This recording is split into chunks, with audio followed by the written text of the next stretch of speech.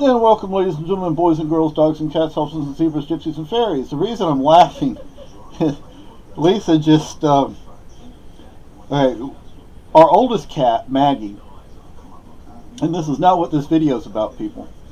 Our oldest cat, Maggie, who is the mama of this boy right here. Hey, John. Oh, John says I'm on the TV. Look at you, look at the way you look into the camera, John. He's looking like, wow, I'm going to get something. Anyway, his mama, who's smaller than he is, but she rules the roost, she'll get this look. I've lived with cats for years, and I've never had a cat that she will give you this evil look, like she is going to kill you. I mean, she will look at you, and you look back at her, and she's like, you know, so I can't do that. But, yeah, she's the boss, and she lets us know it, too. Anyway, this video is not about mink oil, either. Okay, let's get to it.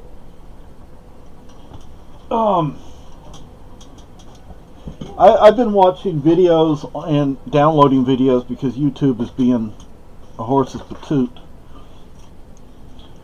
I've been watching videos on ham radio. I've been downloading them because they have lessons. You know, instead of me having to spend money or time or travel on a class, I can just take the class online. So anyway, one person who's an old ham, I don't know what you call an old ham, an experienced ham, I don't know, a well done ham, is talking about things like this as if they are pieces of junk. And let me tell you, they're not pieces of junk. You may not like them, but when you're a beginner like me, this is a good way to begin. This is a great way to start. My girlfriend got this for me for my birthday. Okay, and you want to talk down about this radio, then I'm probably not going to subscribe to your channel or even bother with you. Okay, now this person was talking about preppers as if being a prepper is a bad thing. You just wait, see what happens in this country. It's already going in that direction. It's been for a long time. One guy, I don't know his name, he did a man on the street type of thing, and he was reading lines from the Communist Manifesto, and from the Democratic Party platform, and he was saying, is this from the Democratic Party platform or the Communist Manifesto? Well, guess what? Sometimes it's exactly the same thing, and that's scary as hell. And don't think I'm a Republican. I'm not a Republican either. Okay? I am a lowercase l, small l libertarian. Okay? I believe in the libertarian philosophy, the libertarian ideals. But when the Libertarian Party runs Bob Barr, you know, and others that are not libertarian, not even close, I'm not going to vote for the Libertarian Party candidate. I will also say this. I have never, ever voted for a winning presidential candidate. Ever. I started out as life as a Democrat. Then for about 5 seconds I became a Republican. And then I didn't really know what to do. Then I became a libertarian. More philosophically libertarian, but I did support the Libertarian Party. And now I don't support any political party. And I don't really like political parties. I think candidates should run on their own merit. But anyway, so he's to me, he was talking bad about preppers. I didn't even bother watching the whole video. Let me say something about short-range radios. Now, I could get, there are ways I could amplify this, and it will be done. But one of the great things about a ham radio that does not have, how do you say, one of the great things about these radios, instead of those radios, is security. Security. If, and you know what hits the fan scenario takes place, I would rather have a short range radio. If, let's say, it hits the fan, and now we only have one right now, but she doesn't know it, but I'm going to get her one of these eventually. Yeah. She got me one, now I'm going to get her one. Communication for emergencies. Because let's say the cell phone towers go down. In a what hits the fan scenario, the cell towers will probably be shut down. Or at least they will be... Huh? Yeah. But you could still use this. Yeah. The way people live now, yeah. I mean, we grew up where, when I wasn't locked up somewhere, I'd go running around in the woods or running around in the fields. There was a farm behind the house. I used to run around back up in there. So, anyway, we grew up where TV went off after the evening news, and some channels went off before that. I remember when the city of Houston, it became the fifth largest city. I think it's the fourth largest now. It was around that time that Houston went to 24-hour TV stations, and only like one of them did it. And Houston at the time had 3, 4, 5, 6, I believe 6 TV stations. Now I don't know how many they have, but now you have cable and internet and all that, and that's going to go down too. I mean, or at least it's going to be, how do you say, monitored. It's going to be certain people, certain groups, etc. will not be able to use it, or will only have limited use. So, yeah, if you didn't hear her, yeah, if you didn't hear her, she said, if something like that does happen, and I believe it will, these younger kids, they're not going to know how to survive. I remember going fishing and eating fish. You fished and you ate what you caught. I don't do that anymore. I still like fishing, but I don't eat them anymore. I just throw them back now. There's no reason for me to do it. I mean, I have food, but it's actually that I can't bring myself to kill another poor fish. I killed too many of them as a kid, but and I have not caught a single freaking fish up here in New Hampshire. I know I don't sound like I'm from New Hampshire, because I'm not. I lived in Texas for 40 years, so my girlfriend and I are transplanted Southerners.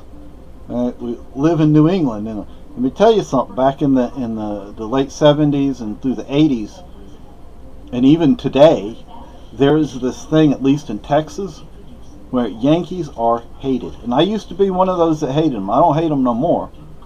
How can I hate myself? Well, a lot of people hate themselves, but I don't hate myself. So, but I am proud to call myself a New Englander. I am proud to call myself a Yankee. I am proud to call myself a Granite Stater. That's that. Even though I'm not here for the same reasons I moved here, my wife and I moved here for reasons that we now oppose, or for groups we now, or my late wife. It's taken years for me to be able to really talk about her without getting all upset and stuff. And it was 3 years was Christmas. But anyway, so let me get back to all this stuff. If she has one of these radios and I have one of these radios, and she's in one town and I'm in another, she could be in Maine, she could be in Vermont, she could be down in Mass. Oh, did I say she would be down in Massachusetts? Actually, a lot of people up here don't like people from Massachusetts. It's like northern New England and southern New England. There's this difference. We're redneck up here, southern New England, Massachusetts, Boston, the greater Boston area, and Connecticut and Rhode Island and all that. That's like city folk and high class folk and all that. We ain't none of that. We're just country folk. Anyway, let's say I'm in Peterborough and she's in Keene. We can still communicate. Okay? And in a, what hits the fan scenario, I could care less about having a license for this. Right now I want a license because I want to upgrade once I get my technician's license. I want to upgrade, and I don't know how high I'm going to go. I may not go beyond technician because how do I know if I'm really going to enjoy this or not? I have other hobbies, but this is, in fact, a good radio to have. Now, if you have an EMP attack, this becomes useless. On the other hand, if we have an EMP attack, if you don't know what an EMP is, electric magnetic pulse, the U.S. military actually used this in Iraq. When they went during the invasion, they did an EMP on Iraq. I don't know how much of Iraq was hit, but it took out telephones and TVs and radios. It'll fry the inside of this. It'll be useless. I mean, I wouldn't be able to repair it or get it repaired. It wouldn't be any good. But there are ways to deal with that, but I'm trying to get a clear picture here. Anyway, so, hey John. Oh, there's John again. John, say hi to everybody. Say, I'm a big boy. I'm a mighty hunter. Ooh. Anyway, so if there is an EMP attack, I would switch to this. The thing is, I haven't been able to find a whole lot of information on it.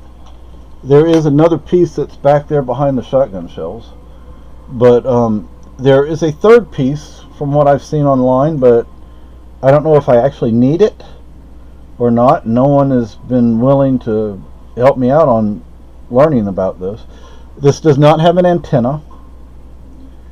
You can tell it's old wiring, but that is a tube radio. Of course, people, my girlfriend in there was talking about, these kids today, and I'll tell you two things. I remember tube radios and tube TVs. Tubes are, let's see if I can show you. No, I'm not going to be able to show it to you. Anyway, it's there. You don't see the tubes, but you see the protectors, the covers over the tubes. If there's an EMP attack, you replace the tubes. Of course, I need to get tubes, don't I? Somebody actually gave me this radio, which is really cool. Not somebody I like, because that person turned out to be a wife beater. But that says a lot about the people that he was involved with. He was pulling guns and knives on her, as well as beating her and choking her. And these people are like, well, she complained about it once, and she keeps complaining about it. She should just leave him. You obviously don't know about spousal abuse, because, and it's not just women. Sometimes it's men that are the abused, but usually it seems to be women are the abused, which is very sad, because men tend to be larger, stronger, taller, and they can do more damage. Anyway, although a woman could take a frying pan and hit you upside the head, do a lot of damage, but of course a man could do that too. But if there was an EMP attack, I could go and replace the tubes in this radio over here. But in this radio, I could probably communicate all over the world with it. And I actually found some information on how to make a really good antenna for this, but I'm not going to do it because I'm not going to risk damaging this. But it's a dipole antenna, that I can make myself and put right on this window, but I'm not going to do that. I'm going to get a better antenna, but it's going to be one that I buy, and I'm going to get a case, and I'm going to get another battery pack for it, but not like this one. They have another battery pack that you put AA batteries in, because if you know what does hit the fan, right, these batteries right here, because there's not going to be any electricity, so I'm not going to be able to charge this. So I would go and replace this battery with the battery pack, but I think it's like really long, with one that I could put AA batteries in. That way, at least until the batteries eventually die, because batteries are only good for so long. You don't want to see my beautiful chest. I know, sorry about that. I never wear shirts. I hate shirts. Geez, if I could go naked, I would.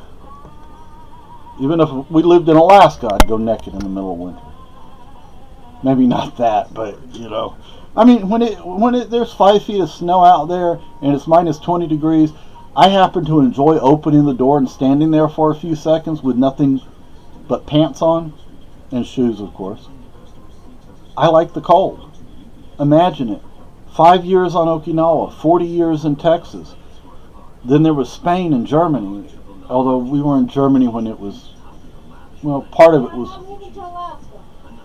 If you didn't hear her, she says, now moving to Alaska. But I've lived all over the world. Actually, I'll tell you a cool ham story. We were on Okinawa, and my parents wanted another child. And they decided to adopt. Well, trying to remember the name of the agency. Jeez, I used to have an LP, a real record from that agency. I mean, it had been my parents, but you know, it went down to me. But anyway, this guy who lived on a military base, and this guy who lived another street somewhere, not too far from us. Well, my parents used to go over there, and he would communicate with the people in Korea, and communicate, back and forth. That way, a lot of stuff got taken care of that way, without my parents having to go back and forth to South Korea. Because I don't know if there were even any direct flights from Okinawa. They probably had to go from Okinawa to Japan to Korea. I don't know. I mean, you're not going to China or North Korea, that's for sure. Especially not back in those days. Well, now you can go to China. North Korea, no. I wouldn't want to go anyway. The only reason I want to go to China is because I love the food, and I think they probably have a wonderful culture.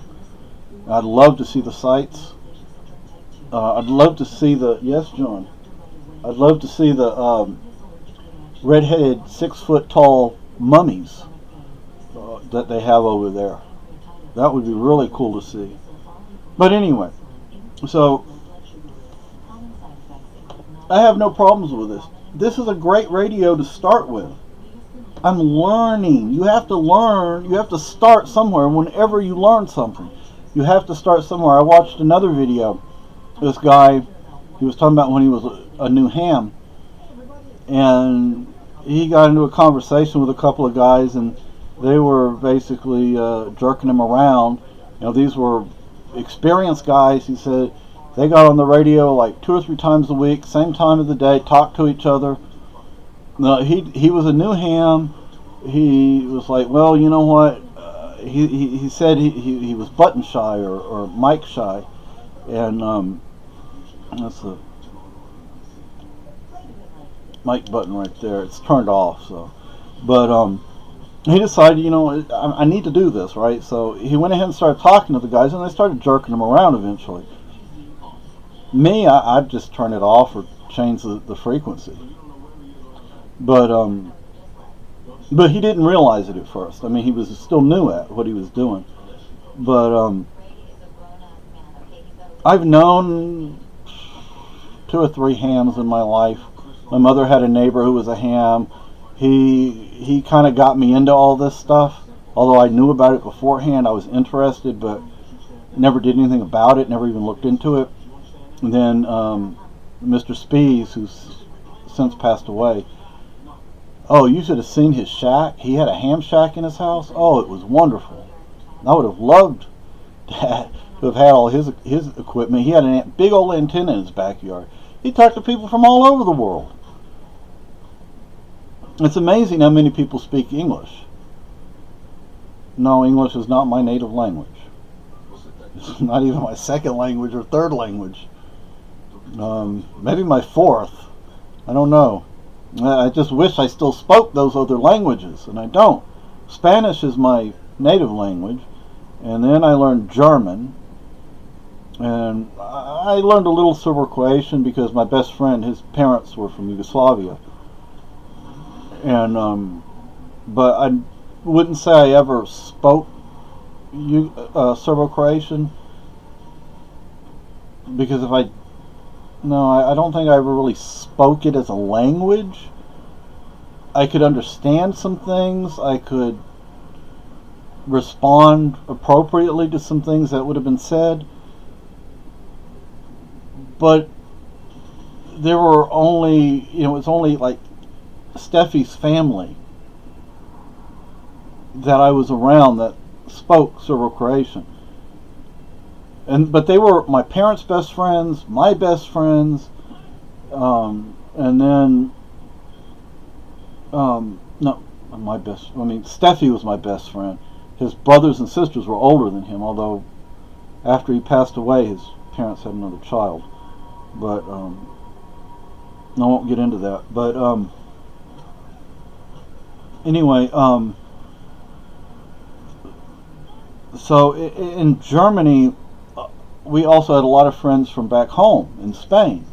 So I still spoke Spanish.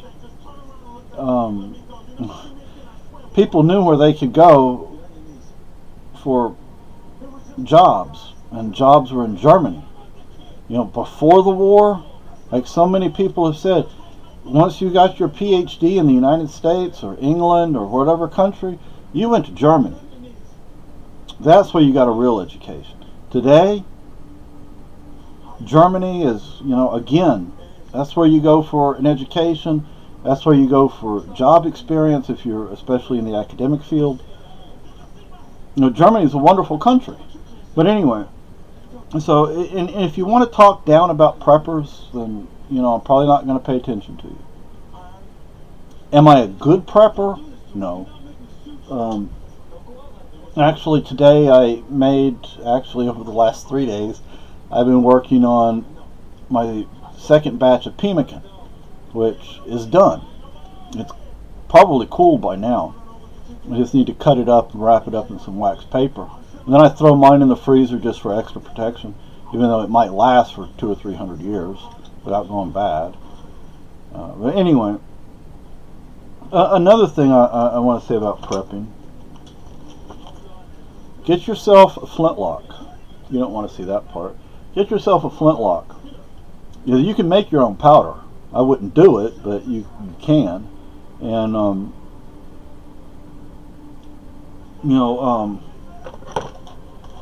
there's a little lead ladle. Going the wrong way with it. I just got this a few days ago, so the little lead ladle. What I was doing was this. See, you just fold that up. You put it in your shooting bag. It'll actually fold. And you can find some of these with spouts on both sides. But this is what we have. So, I haven't used it yet, but look, this is what you do. Now you have your lead ladle. You can put a stick through there, so when you put it over the hot fire, your hand is protected. I'm not going to open these because the last box of these I had, I don't know where they went. Those are 50 caliber balls.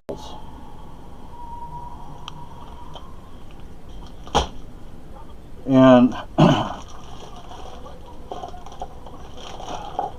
it's 100 of them in there. May not look like it, but that's 100 of them. When you shoot these, they're going to become deformed. Okay, so let's say you hit a deer. The ball will be deformed a little bit. You take the ball out, you put it in this, and you heat it over the fire. It melts. And I don't have in front of me the mold, but I have a mold for making those, and you pour it into the mold, and then you have a ball. There's a little more to it than that. This is a shooting block. Right now what I'm doing, just to condition it, is I'm using just a very little bit of mink oil to condition this, because I don't want it to deform if it gets wet, because eventually it will get wet. But hey John's back up here.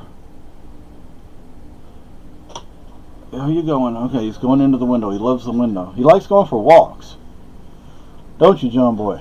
Anyway, so yeah, in my opinion, number one, radios like this are great places to start, because you have to start somewhere. Number two, for security reasons, it's great because that was John's tail you just saw. If me and Lisa are communicating with each other, because this, you can change the power on this, and we're not that far away, we can communicate with each other, and it would be more difficult for someone to figure out exactly where we are. And maybe if they did figure out where we were, by the time they figured it out, we would already be out of the area. By the time they got there, we would be even further out of the area. So that's why these are in fact good radios. You want to put these down, fine, but this is in fact a good radio to have for security. But again, if there's an EMP attack, these are fried. On the other hand, if there's an EMP attack, that can be dealt with just changing out the hopefully with just changing out the tubes. I'll have to buy tubes, but I'm not doing that right now. I think I was going to say some other things.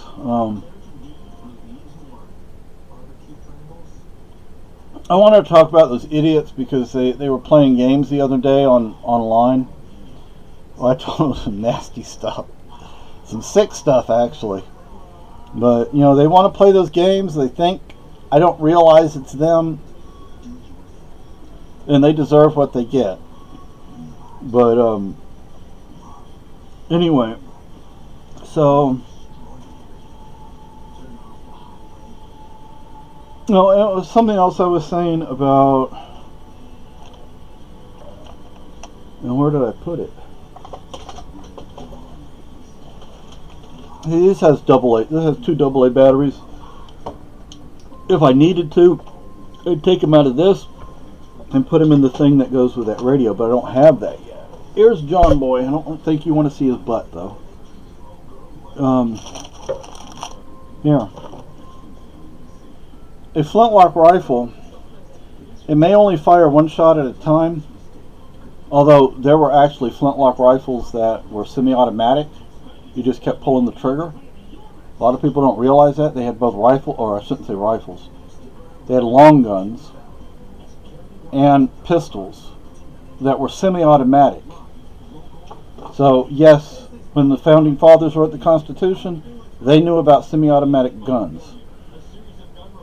The reason a lot of people, I don't know the facts behind it, but from what I've heard, the reason the military did not adopt, any military that I know of, ever adopted the semi-automatic flintlock rifles was because the military leadership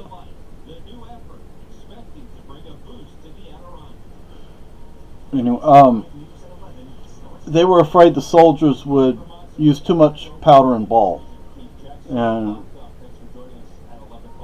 so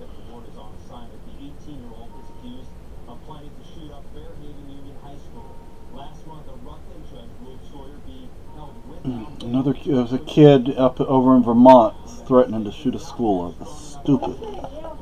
He's been in jail. Yeah, I don't blame him. Yeah. No. Anyway, so if you want to rag on preppers, like I said before, I'm probably not going to listen to you. I don't think a lot of people realize what prepping really is. And a lot of people think, well, if you're a prepper, then you're expecting a government takeover. That's a possibility. I would argue a probability, but there are other practical reasons. Hurricanes, earthquakes. New York City has had earthquakes. There's the New Madrid fault line in Tennessee, Kentucky. South Carolina has had earthquakes, and I happen to have family down there. We have had earthquakes in New Hampshire. Texas has felt earthquakes. Of course, California, you have the earthquakes, you have the hurricanes. Look at Katrina. What if you would have been in New Orleans after Katrina? We would survive. We wouldn't live very well. We definitely wouldn't like it, but we would survive. We have food. We have water. I mean, we don't have enough to last as long as what happened in Katrina. And in a what hits the fan scenario, you're going to need it for a whole lot longer than that, maybe years, and we don't have that. But what we do have is the ability to take food and the ability to communicate. And there is some food over there, like I said, pemmican. So, number one, this is a good radio for multiple reasons I've already talked about. I've also had excellent service from the company. Excellent. And, another thing is you can find here on YouTube, although I'm going to close this YouTube channel, I did open a Patreon account today, but it's telling me that I have to put my videos on another service and then put them on there. And that's not what I was looking for. And plus, from things I had been reading online about Patreon, I'm not too excited about them. They censor libertarians and conservatives, yet they're more than willing to let people who advocate violence on their platform. That's hypocritical, but that's typical far leftism. And I just don't play that game. But anyway, I'm sure there were some other things I wanted to say, but this video is over 30 minutes long now. So another thing, if it does hit the fan, one thing I'm looking for is information on psych meds once meds are no longer available. And there are a number of scenarios where no longer available. Maybe I will no longer have a means to obtain my medicine. The medicines may be available, but I may not have the means to obtain those medicines. Maybe the medicines simply will not be available. Maybe they will be available sporadically, maybe in a lower dose, maybe in a higher dose, maybe maybe they'll mix stuff with it. I don't know. Another thing is entertainment. What if there's no electricity? Well, we have plenty of books. We have puzzles. We have some board games. So those are other things to be... Oh, I got to take Lucky out, so I'm going to end this. Have a good night. Good day. Bye.